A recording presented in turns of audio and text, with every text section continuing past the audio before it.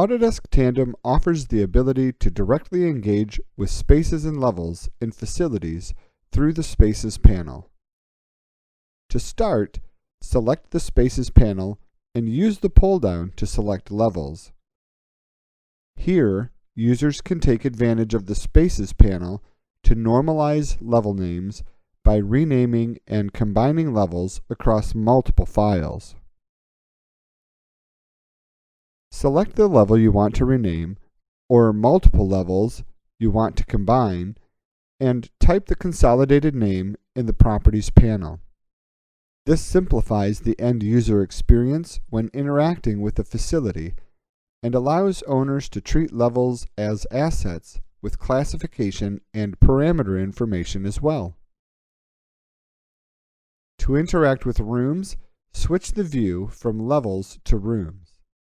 Here the Spaces panel makes it easy to find and select rooms by grouping them by name, number, or level. Users can also take advantage of the search bar to easily find specific rooms within the facility.